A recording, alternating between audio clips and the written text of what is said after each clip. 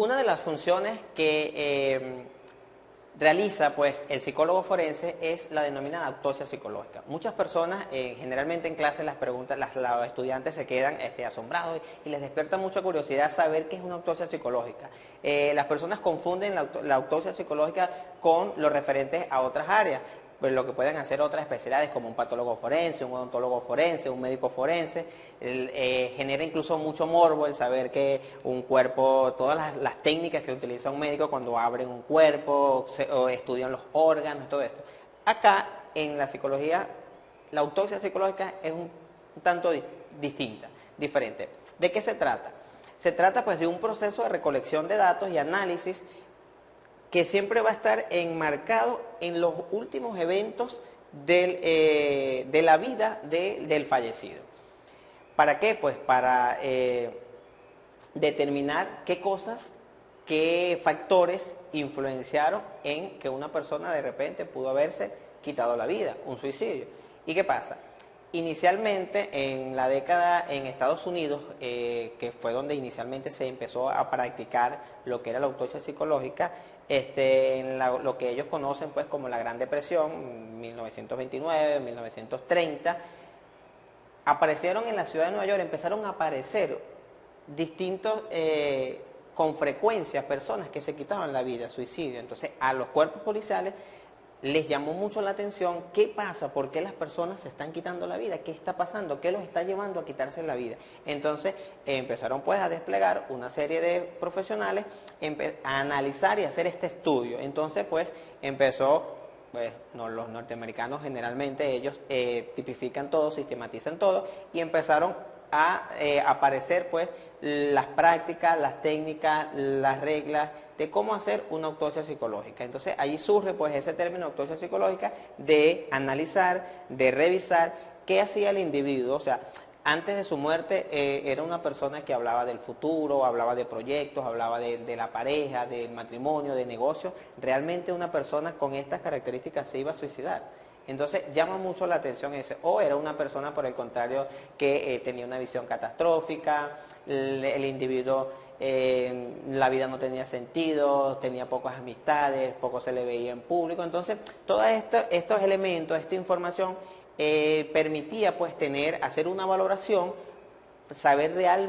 para saber realmente si la persona se quitaba la vida. Fue una decisión, esto generaba un poco de incertidumbre y bueno, se empezó pues a aplicar lo que era la autopsia psicológica y que bueno, ha dado grandes resultados porque nos permite pues tener una información mucho más ciencia, más exacta, más verídica de si una persona o no pues pudo haber cometido en un suicidio, pues para seguir con el mismo ejemplo. Entonces decimos que la función de un psicólogo forense va a depender pues inicialmente de que sea un juez o un abogado que solicite pues la presencia, la colaboración de un profesional de la psicología para hacer aportes a la justicia para una mejor y una decisión mucho más satisfactoria. Tanto el derecho como la psicología se encuentran pues en un mismo camino. ¿Cuál es el camino? Tratar de que la justicia sea lo más justa posible.